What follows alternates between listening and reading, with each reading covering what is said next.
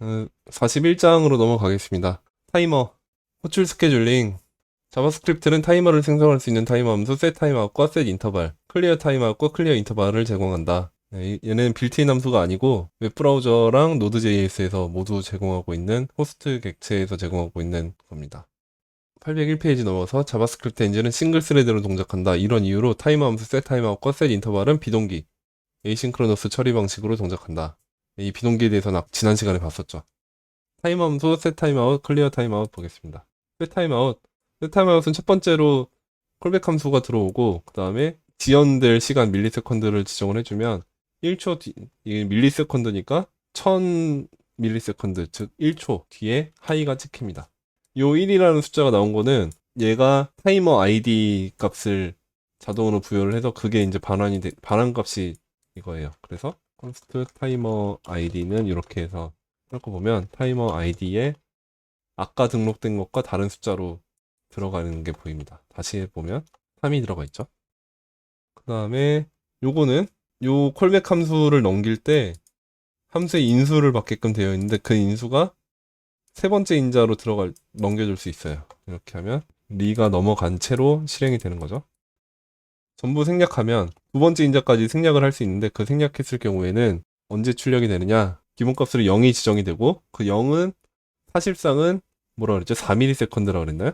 어쨌든 계산할 수 있는 최소 값이 자동으로 할당이 돼서 0으로 인식은 되지만 실제로는 4ms 뒤에 실행이 되는 경우가 되겠습니다. 아까 그 타이머 아이디를 지정을 했는데 뭐 여기에 뭐가 오든 간에 이런 식으로 할 수가 있습니다. 만약에 타이머 이렇게 먼저 해주면 1초가 되면 원래 하이가 찍혀야 되는데 이상 이렇게 하고 나면 캔슬이 돼서 하이가 안 뜹니다. 셋 인터벌은 카운트를 1로 넣어놓고 셋 인터벌을 걸었어요. 얘는 주기적으로 한 번씩 이 콜백 함수를 실행해라 라는 건데 1초에 한 번씩 실행해라 라는 거죠. 그리고 카운트 값을 1씩 계속 증가를 시키고 있습니다. 그리고 5가 되면 클리어 타임아웃 하듯이 마찬가지로 인터벌을 취소시켜라 이제 1, 2, 3, 4, 5 나오고 더 이상 동작하지 않게 됩니다. 클리어가 돼서.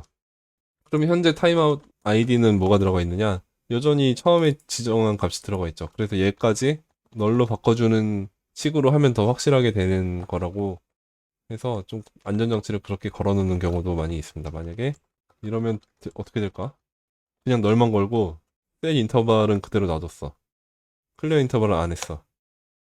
어떻게 될까? 아, 멈추지 않네요. 여기가 렛으로 하자. 1, 2, 4, 5 하고 멈추지 않네. 그냥 클리어를 확실하게 해주지 않으면 안 되는 거고, 이 너를 넣고 말고는 별로 중요한 상황이 아니네요. 저는 관습적으로, 그리고 사람들이 다 그렇게 하길래 했는데, 이거는 별로 필요한 작업이 아니네요. 라는 걸 방금 확인했고요. 디바운스와 스로틀. 얘만 보면 되겠죠. 디바운스, 스로틀. 디바운스는 뭐죠? 연속적으로 발생하는 이벤트에 대해서 GC 때문에 그런 거라고 저도 생각을 하는데 사실 숫자 참조형 데이터가 아니라 기본형 값이 그냥 숫자 하나 들어가는 거라 GC가 큰 의미가 있는지 모르겠습니다. 이게 여기서 이렇게 걸어놓고 나면 타임아웃 아이디는 여전히 그냥 1인 상태인데 1이 들어가 있는 거랑 널이 들어가 있는 거랑 널도 어차피 얘도 기본형 데이터라서 기본형 똑같은 거니까 지워준다라는 개념에서는 의미가 없는 것 같다라는 말씀이었고요. 클리어만 하면은 충분한 것 같습니다. 관습적으로 계속 그렇게 해왔었는데 굳이 그럴 필요가 없는 것 같다라는 맥락이고 혹시나 모르니까 안전장치로서 그냥 계속 너를 넣어주는 거가 큰 의미는 없지만 그냥 습관적으로 계속 넣어줘도 되고 안 넣어줘도 문제가 되는 상황이 아닌 것 같다라는 거를 방금 제 생각엔 그냥 그렇다라는 말씀이었고요. 넘어가고 디바운스와 스로틀 보겠습니다. 디바운스 먼저 보겠습니다. 책의 내용을 보면 스크롤이나 리사이즈, 인풋 마우스 무브와 같이 짧은 시간 간격으로 연속해서 발생하는 이벤트들에 대해서 과도하게 호출이 돼서 성능에 문제를 일으킬 수 있으니 이 성능을 덜 문제가 되게끔 하는 방식이 두 가지가 있는데 대표적인 게 디바운스와 스로틀이 있습니다. 디바운스를 예제보다 먼저 뒤로 넘어가서 보면 804페이지 밑에 디바운스 이벤트가 연속해서 발생하는 동안에는 핸들러를 호출하지 않다가 마지막 이벤트가 발생하고 나서 일정 시간이 경과한 이후에 한 번만 호출되도록 한다. 즉, 짧은 시간 간격으로 발생하는 이벤트를 그룹화해서 마지막에 한 번만 이벤트 핸들러가 호출되도록 한다. 디바운스는 그런 거고, 스로틀은 넘어가서 806페이지 가면 짧은 시간 간격으로 이벤트가 연속해서 발생하더라도 일정 시간 간격으로 이벤트 핸들러가 최대 한 번만 호출되도록 한다. 그러니까 타임아웃 개념으로 디바운스고 인터벌 간격으로 개념으로 생각하는 게 스로틀입니다. 일정 시간 동안에는 한 번씩만 계속해서 실행되게끔 해주는 게 스로틀. 그리고 일정 시간 동안에 일어난 동작 전부를 다 무시하고 마지막에 한 번만 하는 게 디바운스. 클릭을 막 이렇게 하면은, 그죠? 스로틀은 일정 시간 간격으로 해서 7번이 올라갔고, 디바운스는 마지막에 제가 클릭을 멈췄더니 그때 한 번 일어났죠. 다시 또 클릭을 막 하면은 스로틀은 계속 올라가고 있는데 디바운스 안 올라가다가 멈췄을 때 2가 올라가고. 스로틀을 건 것만 해도 일반 클릭한 거에 비해서 확연히 줄었죠. 성능적으로 월등히 이득이 있고. 근데 마지막 동작만 해도 문제가 없는 경우에는 디바운스가 훨씬 좋을 것이고, 사용자 이벤트를 전부 처리는 하지 않더라도 일정 간격으로는 어쨌든 처리하는 것이 유저 익스피리언스 상으로는 나을 것 같은 상황에서는 스로틀을 거는 게 맞을 것이고, 내용은 사실 그냥 간단하게 구현할 때는 별거 없습니다. 디바운스는 타임아웃을 이벤트가 발생할 때마다 계속 클리어를 해주는 거예요. 그리고 다시 새로 걸어주고, 또 클리어해주고 새로 걸어주고, 그리고 이벤트 발생할 때마다 계속 앞에 거가 클리어되고 다시 걸리고, 앞에 거가 클리어되고 다시 걸리고 하다 보니까 마지막 이벤트에 발생한 거에 대해서는 그 이전에 발생한 이벤트를 클리어해주고 다시 걸어주고, 그 다음에 이벤트가 다시 발생하고 있지 않으니까 세트 타임아웃이 마지막 거가 실행이 돼서 컬백이 드디어 한번 비로소 실행이 되는 게 디바운스가 그냥 그게 다고요. 스로틀은 타이머 아이디가 없을 때는 아무것도 하지 않고 타이머 아이디에 셋 타임아웃을 걸었어요.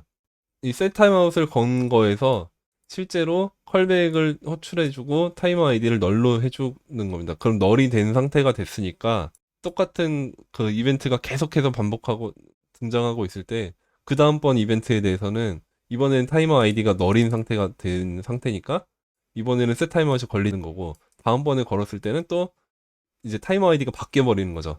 그런 식으로 해서 스로틀이 동작하게끔 하는 게 되고 있습니다. 그러니까 개념상으로 디바운스랑 스로틀이 그렇게까지 막 어려운 건 아닌데, 좀 더 복잡하게 안정성을 더 높여서 한 거는 라이브러리를 쓰는 수밖에 없습니다. 좀 복잡해집니다. 여러 가지 옵션을 둬가지고 이 그림 808페이지에 있는 그림에서 예를 들어서 요거 부분만 잠깐 저작권 문제 안 되겠지? 요 정도만 하는 거는? 예를 들어 이벤트가 계속 연속해서 발생하고 있는데 처음 등장했을 때 먼저 처리를 하고 딜레이 동안 무시를 했다가 여기서 또 다시 실행하고 마지막 거 계속 무시한다. 뭐 이런 식으로 옵션을 줄 수 있더라고요. 그러니까 그런 거는 내용이 훨씬 복잡해지겠죠. 간단하게 하는 정도는 이 정도로만 해도 충분한 것 같고, 필요할 때는 라이브러리 쓰는 것이 더 좋을 것 같다. 네, 그래서 타이머까지 봤고요. 비동기는 지난 시간에 봤으니까 건너뛰고 에이젝스 가겠습니다. 에이젝스는 에이싱크로너스 자바스크립트 앤 XML이라고 하는 그 약자입니다. 이걸 가지고 A, J, AND XML. 네, 본격적인 비동기 지옥의 시작. AJAX의 등장은 이전의 전통적인 패러다임을 획기적으로 전환했다. 즉 서버로부터 웹페이지의 변경에 필요한 데이터만 비동기 방식으로 전송받아 웹페이지를 변경할 필요가 없는 부분을 다시 렌더링하지 않고 변경할 필요가 있는 부분만 한정적으로 렌더링하는 방식이 가능해진 것이다. 이를 통해 브라우저에서 데스크톱 애플리케이션과 유사한 빠른 퍼포먼스와 부드러운 화면 전환이 가능해졌다. 네, 본격적으로 1999년에 마이크로소프트가 개발했다고 하는데 2005년이 구글이 발표한 구글 맵스를 통해서 본격적인 지금의 프론트엔드가 사실 태동된 게 이때라고 봐야겠죠. 2005년도 하고 지나서 제이쿼리가 등장하고 막 이러면서 저희가 다 먹고 사는 게 이 에이젝스 덕분 아니겠습니까? 아무튼 그렇고 제이슨, 자바스크립트, 오브젝트, 노테이션, 이거는 서버 간의 HTTP 통신을 위한 텍스트 데이터 포맷이다. 제이슨 표기 방식은 되게 간단합니다. 에이젝스는 설명이 이게 다야? 네, 뭐 그렇긴 하죠. 딱히 뭐 설명할 게 없죠. 그냥 비동기 통신을 요청하고 그 응답이 오면 그 응답 값을 가지고 처리할 수 있게끔 해주는 통신 규약이죠. XML HTTP 리퀘스트를 이용한 거다. 사실상은. 그 얘기는 이따가 나올 것 같고.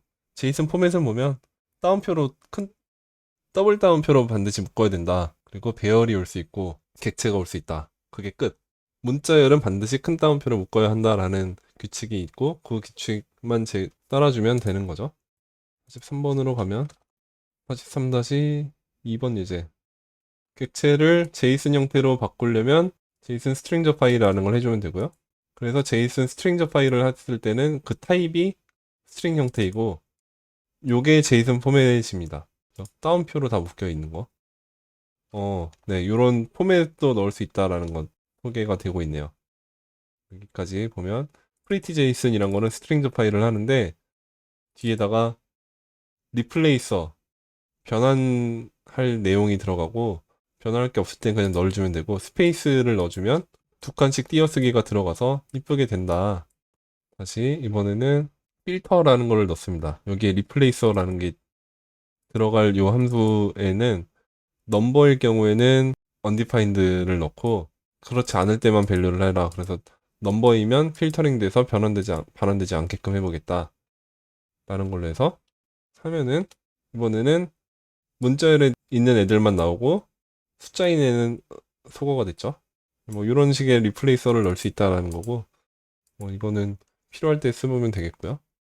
다음 예제 43-3번에 객체뿐만 아니라 배열도 된다라고 하는데 배열도 되는 거는 뭐 그냥 확인할 필요 없고 넘어가서 제이슨 parse 보겠습니다. parse는 스트링저 파이한 거 다시 parse하면은 그냥 똑같이 나오겠죠. obj를 스트링저 파일을 하면은 제이슨 형태의 문법으로 됐다가 제이슨 parse를 해주면 오브젝트로 다시 바뀝니다. 똑같은 객체 형태로 되어 있는 게 보이죠. 문제는 여기서는 이제 원래 객체에서 있던 게터 세터 다 날라가고 뭐 프로토타입 체이닝에 들어있던 것도 다 날라가고 그냥 심볼 같은 것도 날라가고요. 그렇긴 하지만 플레인한 이런 객체의 정보들만 담겨 있다라고 했을 때 이것도 살아났잖아요. 이 합의도 살아났잖아요. 그런 걸로 봤을 때는 이런 순수한 데이터들로만 이루어져 있는 객체, 그러니까 그 밖에 뭐 메소드라거나 뭐 심볼이라거나 그런 것들이 들어있지 않은 순수한 데이터만 있는 객체에 대해서는 깊은 복사가 이루어지고 있는 거죠. 요거까지 살아난 걸 봤을 때. 그래서 제이슨 스트링저 파일을 했다가 다시 파스를 해주면 간단하게 깊은 복사를 할 수가 있게 됩니다. 이게 OBJ랑 똑같이 생겼다. 근데 OBJ2의 합의에 2번에 싱 넣어도 obj2.합의랑 다르다. 이렇게 됐죠. 그 정도가 되겠고 넘어갑니다. XML HTTP 리퀘스트 HTTP 요청 전송 기능을 기본 제공한다. 원래는 폼 태그나 A 태그를 통해서. 근데 자바스크립트를 사용해서 HTTP 요청을 전송하려면 XML HTTP 리퀘스트 객체를 사용해야 한다.